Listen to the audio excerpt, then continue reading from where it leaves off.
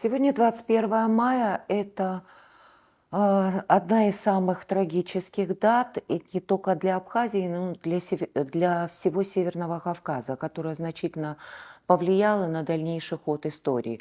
Правда, потом были и другие даты, был Абхаз-переселенстрой, были репрессии, которые тоже сказались на численности населения Абхазии. Сегодня мы стоим перед новым вызовом, об этом говорят все, и уже появилась новая формулировка, и многие считают, что угроза строительства апарт-отелей может снова стать угрозой для демографии Абхазии. Алхаз, как ты относишься к этому строительству, и даже не к строительству, а вообще к этой идее, и действительно ли она угрожает демографической ситуации? Каким образом? К строительству я хорошо отношусь, а к строительству непонятно чего плохо, если быть коротко. И все свою, сейчас это нескромно звучит, политическую деятельность, последовательно был противником неконтролируемого заселения нашей республики, которая, несмотря на прошедшие 160 лет после знаменитого парада в одной горном местечке, так и не восстановилась после этих событий. И считаю, повторение этих событий, малейший риск их повторения, угроза, должны нами пресекаться на корню, на каком бы золотом подносе это все не преподносилось бы нам. Ну, не знающие, не помнящие, не желающие знать свою историю, это люди обреченные. Если кто-то этого не знает и готов пожертвовать всем, я, например, к этому не готов. Ни морально, ни физически отдать свою, не свою, ну и свою, в том числе и судьбу нашей общности. Вот, ладно, без пафоса сейчас про родину. Это сейчас не популярно, видимо. Я не готов это отдавать просто так, под непонятные планы, непонятно кого. Нам-то понятно, но скажем непонятно пока. Ну, а вот вообще, какие теоретические выгоды, вот, честно говоря, из предложений, которые звучат, во-первых, они как-то очень туманно озвучиваются, непонятны выгоды, какие вообще финансовые или какие вообще другие выгоды видит власть от строительства апарт-отелей? Вопрос застройки Абхазии возникает не первый раз. То есть, после признания Абхазии он активно лоббировался. В 2016 году был готов законопроект, так называемый законопроект об обороте жилья, где рассматривался вопрос возможности продажи первичного жилья для иностранных граждан. Сейчас вот появилась другая форма, то есть лоббисты этого проекта подходят целенаправленно к этой задаче, ищут различные формы, пути для решения этого вопроса. В первую цель я так вижу, что преследуется не сама форма, да, в каком виде, значит, строить или застраивать, а главная задача — это изменение демографического баланса. И, в принципе, вот эту задачу сейчас пытаются решить некой такой формой, когда люди, которые приобретают, значит, это жилье, дескать, лишаются каких-то политических прав.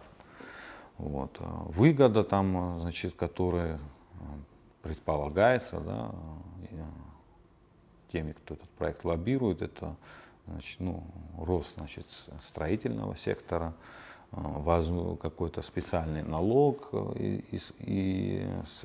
который позволит, значит, решать жилищную проблему. Какие-нибудь вот четкие финансовые выкладки по этому поводу? Ничего такого не было сказано. Вот здесь вот сидит опытный врач, я вот в его присутствии себе позволю такую аналогию, когда, значит, молотком предлагают лечить головную боль. Теоретически, конечно, можно ее излечить, но можно и лишиться, значит, вообще жизни. Вот. И все формулировки, связанные с тем, что, значит, давайте предусмотрим какие-то заградительные меры, какие-то формулировки, ограничения там, по количеству и так далее, это все, вот это как раз вот с этой аналогией связано, значит, давайте бить тихо, понемножку, и так далее. Но то есть, в любом случае результат будет тот же самый. Никаких нам цифр не дали, четких, понятных. Опять же, цифры, которые предлагаются по количеству, значит, ограничения людей. Я вообще плохо представляю, как это будет происходить, это квотирование. Представляем, вот я себе представил такую картину, что господин Н, там крупный олигарх из России, купил себе там квоту на застройку. И вот среднестатистический гражданин Абхазии решил, значит, имея возможности, имея там друзей, инвесторов, построить на своем участке земли апартаменты и продать. Значит, и как это мы его будем ограничивать? То есть квота на него уже не распространяется.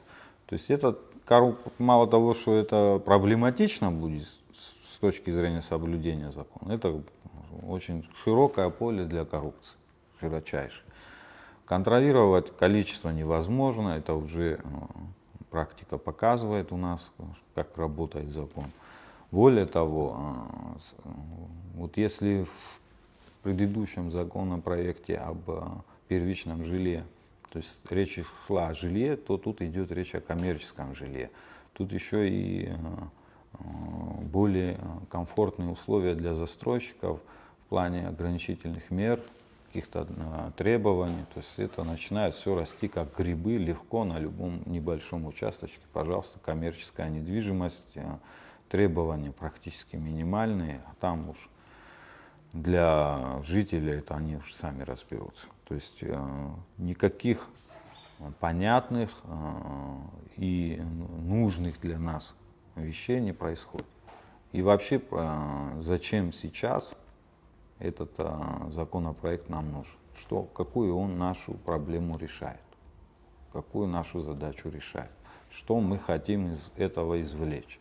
То есть механически увеличить количество людей, если такая задача стоит, мы слышим, что о том, что глава государства об этом заявляет, что значит нас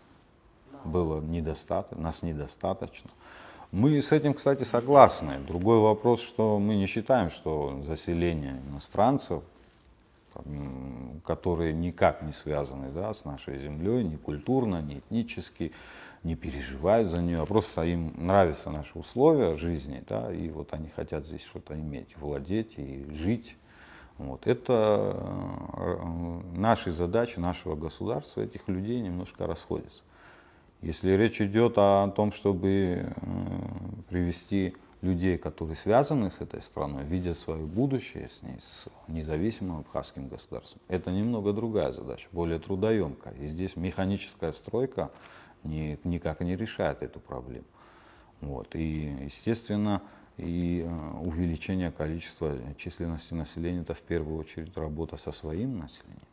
Там масса задач. Ну вот власти, когда говорят об апартаментах, и когда говорят о том, что вот мало людей в Абхазии, надо еще заселить, они очень часто говорят о том, что эти люди не будут обладать политическими правами, то есть они не будут гражданами Абхазии. Насколько вот вообще эта формулировка, вот на мой взгляд, это лукавая очень формулировка. Что вы по этому поводу думаете? Вы это от кого конкретно слышали? Не просто так спрашиваю. От главы государства, например? Сейчас, чтобы себя обезопасить, скажу, что на Брехаловке, допустим, подошел ко мне человек и рассказывал, как в паспортном столе ему предлагали, русский человек, предлагали за 150 тысяч оформить зеленый паспорт. Был бы армянином, стоило бы 300 тысяч. Говорю честно, как есть. Дальше вообще надо что-то продолжать обсуждать про конституционные права. Это я почему спросил, кто вам этот вопрос задал или кто это озвучивал. Глава исполнительной власти, ведомство, под контролем которого находятся в том числе и паспортные столы, у которых, видимо, это невозможно. Это послевоенную историю, как появился зеленый паспорт, видимо, эта торговля неискоренима. Хочу предложить ознакомиться за последние, давайте, 10 лет, чтобы не казаться ангажированным, сейчас это важно в наше время, результаты деятельности комиссии по вопросам предоставления гражданства. Просто ознакомиться с ее результатами. Кому отказано, кому был дан положительный ответ, какой суммарно за год, каждый из последовательных годов, национальный состав положительных ответов. Так уверенно сообщаю, потому что, будучи депутатом, с боями добился предоставления гражданства и, соответственно, выдачи зеленого паспорта уроженцу Абхазии русской национальности. И случайно увидел вот в такой вот, в прямом смысле, сантиметров 10 толщиной стопку увидел, там, где вот оглашают результаты.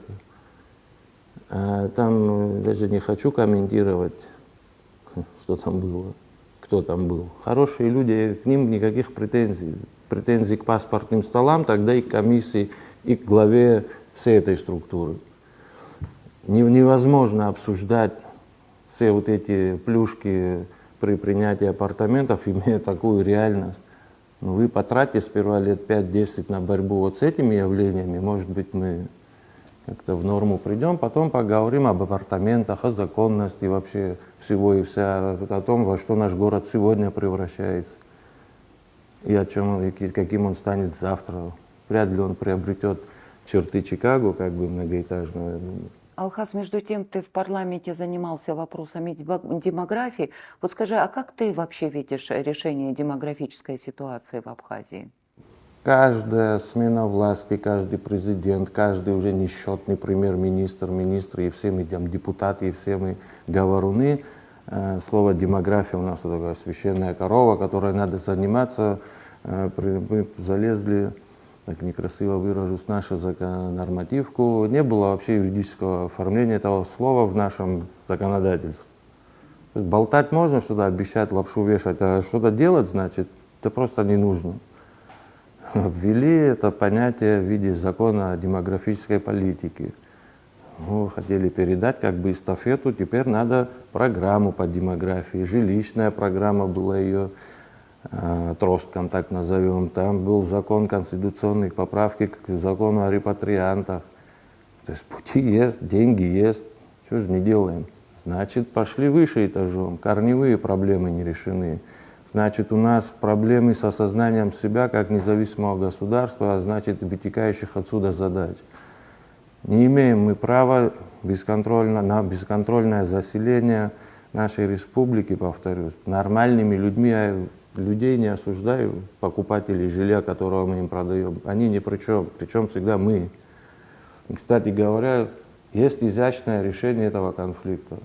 Принимаем этот закон с одной оговоркой, действует он относительно абхазцев, живущих за рубежом. Прекрасно приезжают наши репатрианты, не 30 тысяч, как у нас вымаливает исполнительная власть, а не сколько там тысяч, а хоть миллион пусть приезжает. И денег там найдется на строительство, там люди не бедные, наши диаспоры, так сказать. Вот тебе и решение. А почему только интересы олигархов, вот друзей мы должны обслуживать, я не понял. Или нашего круга как бы активных граждан, которые распилят между собой эти подрядики, или крупы, там кого еще, финансовые группы, которые, ну, финансовые, кстати, потоки вряд ли здесь пройдут. Плюсы не вижу просто. Вот решение, предлагаем, давай, Дима, предложим вместе. Пусть этот закон касается только наших репатриантов. Все, повода для конфликта нет, можно успокоиться. Прекрасное решение и демографии и так далее. А там уже можно и молодая семья. А мы же как разговариваем? Я мучался, и пусть они мучаются, тоже мне в их возрасте никто. Я тоже жил в одного, что тебе душить их надо. Если есть такая возможность, вот для молодой семьи абхазской, почему этого не делать?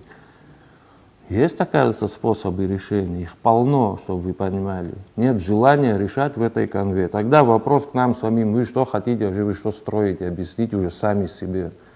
Или вы строите губернию, или вы строите независимую страну. Если кто-то забыл, вот специально здесь положил, что стоит почитать. Депортация описывает Ачугба, геноцид описывает Ачугба. Многие эти книги даже читать не хотят открывать.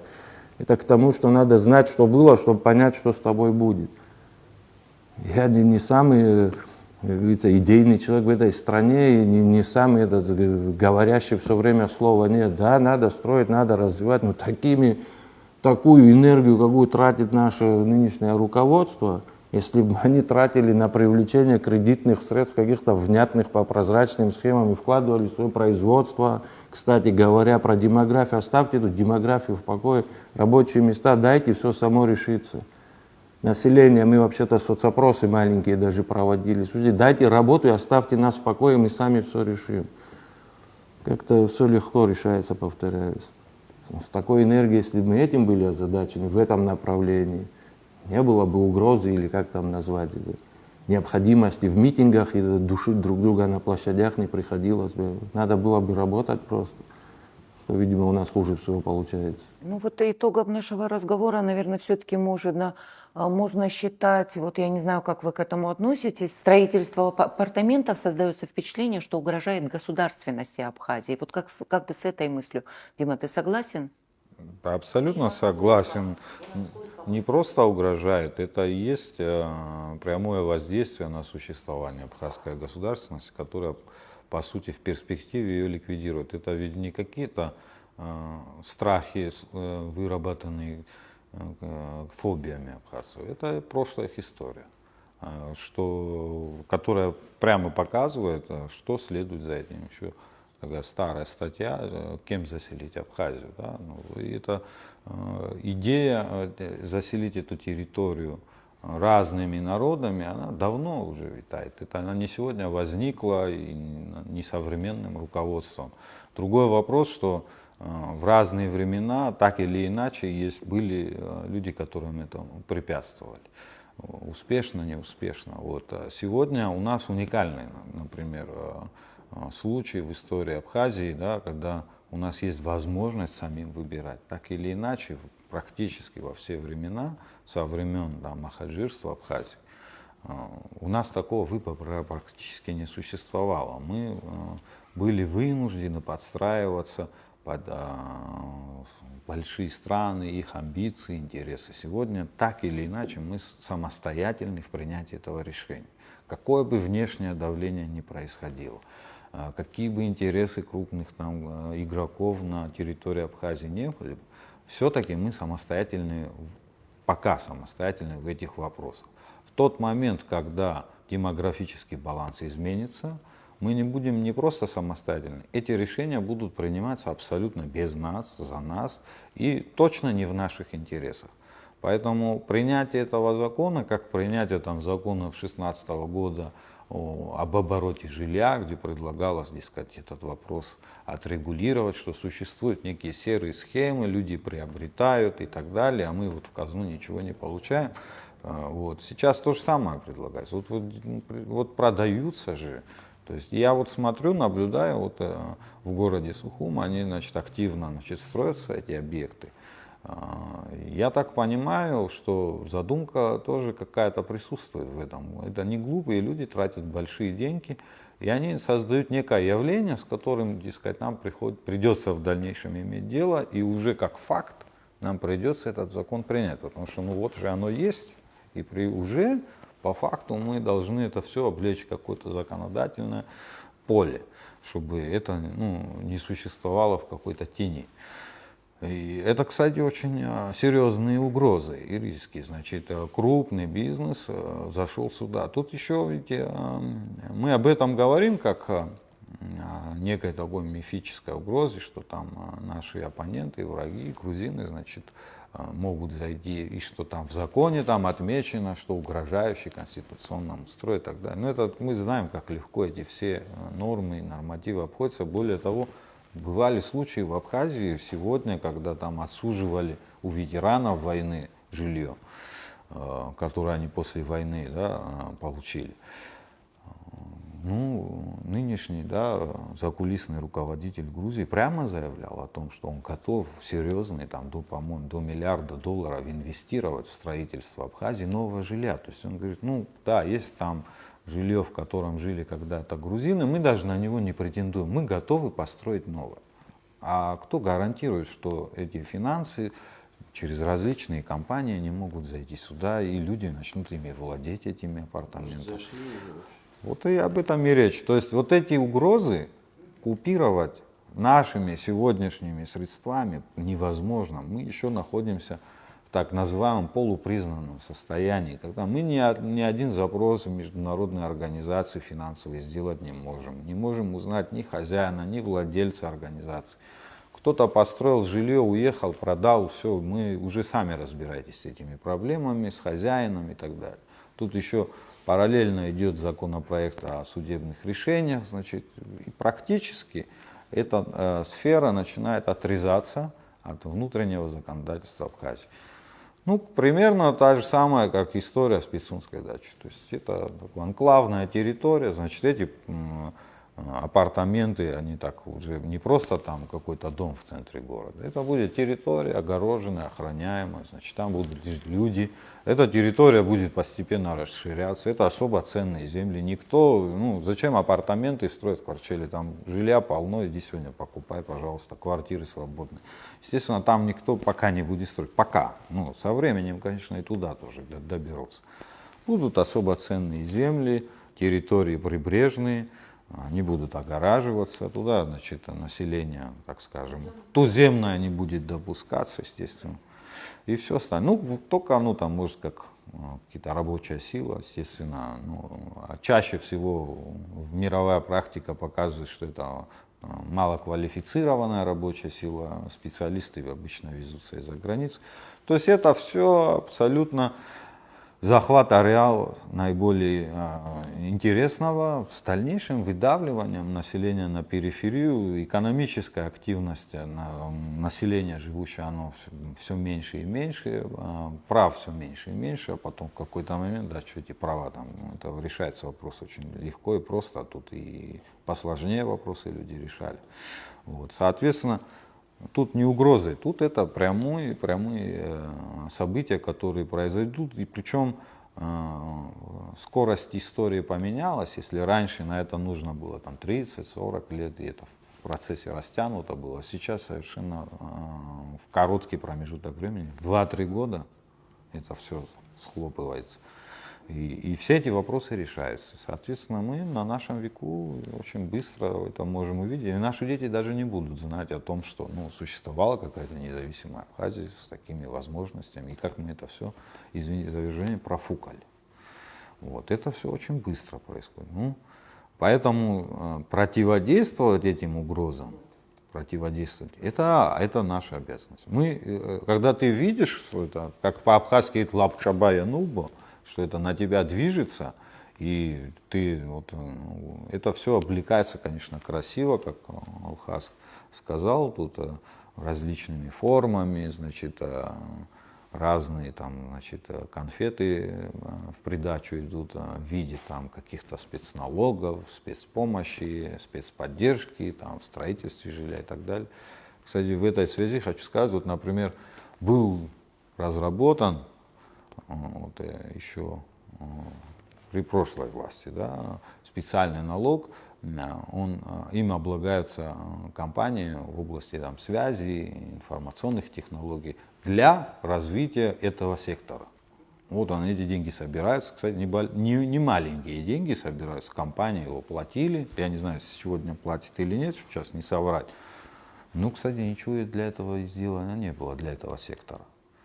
Потому что, ну, миллион вопросов возникает у государственных служащих. Там надо учителям зарплату поднять, врачам и так далее. То есть вот вся вот эта идея о том, что там вот, значит, деньги получим из строительства и отправим на новое строительство, это все мифическая история.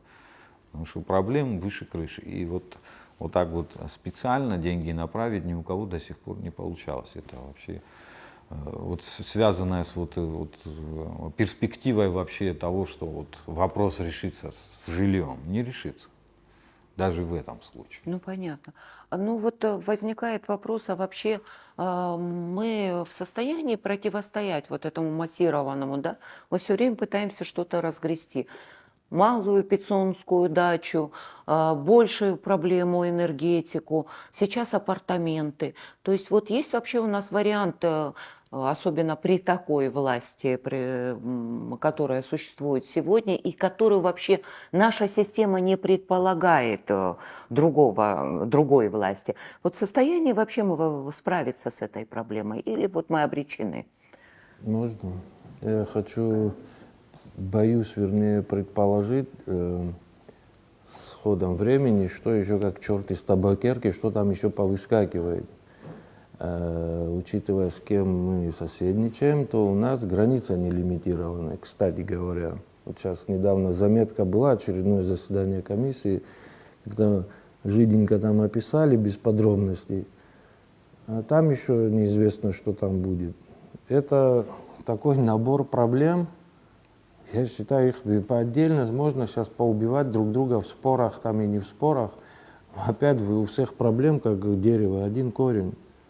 И ментально, пока не поймем, что мы живем в собственной завоеванной стране, завоеванной, повторяю, отстоянной, нам ее передали как бесценный дар, без всяких «если», вы должны это сохранить.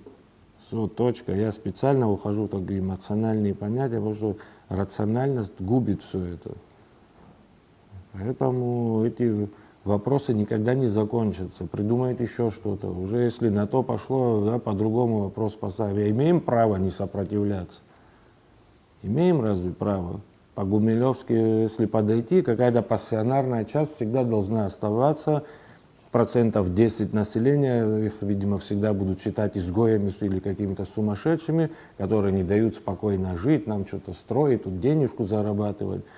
Но на них мир держится, судя по всему. И, судя по всему, они нас от обезьян к человеческому облику привели. Вот эти любопытные, беспокойные особи. И слава Богу, что у нас такие еще люди есть.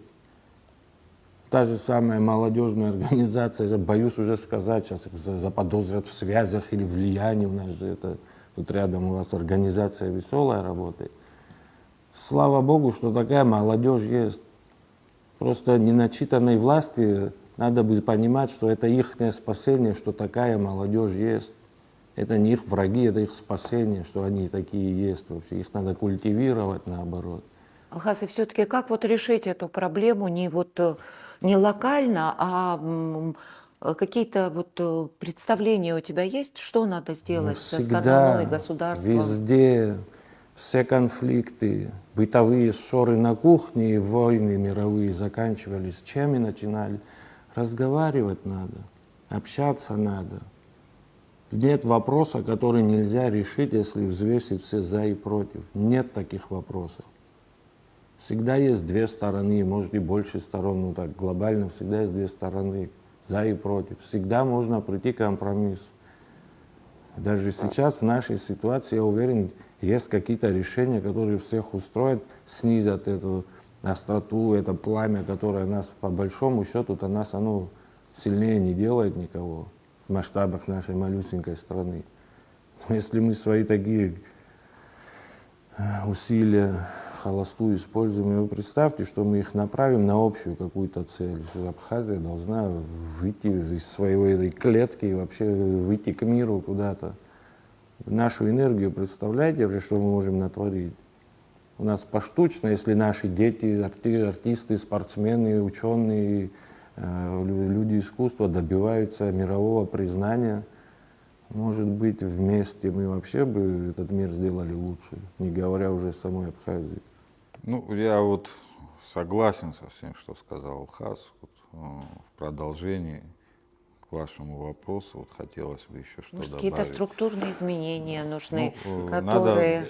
Какой-то Вообще, рецепт, может, существует. Рецепта уникального Да. не существует. На самом деле, вот рецепт... У нас уникальна страна тем, что у нас всегда государство для человека существовало, и мы создавали это государство как для человека. Абхазское государство возрождалось там, в 80-е, в 90-е годы. Не просто потому, что нужна была страна, а потому что надо было сохранить абхазский язык, абхазскую культуру, вообще абхазскую нацию. То есть это было во главе угла, эта идея. То есть если мы сегодня говорим о некой такой потере, значит, национальной цели, я считаю, что мы не достигли цели, что абхазская нация в безопасности. Как раз таки может быть угрозы сейчас даже и выше. Если тогда мы как бы консолидированы были, и эта цель была провозглашена, и были лидеры, которые к ней вели, то сегодня как раз эти угрозы стали намного, на порядок сильнее. По-видимому, все-таки Да. с большим капиталом не были Да, готовы да. столкнуться. Вот. Плюс там вот эти демографические проблемы, тех угроз тогда не было. Там были более многочисленные семьи. Мы были здоровее, сильнее, умнее, наверное, образованнее. Сейчас все намного, наверное, ситуация более плачевная. Поэтому сейчас именно вот, сохранение нации, я думаю, все остальные народы, которые живут с нами, они нам в этом помогут, они поддержат нас, потому что они понимают, что их прямой интерес в том, чтобы абхазская нация развивалась. Если мы эту цель ставим, да, вот как такую путеводную звезду, тогда все становится на свои места.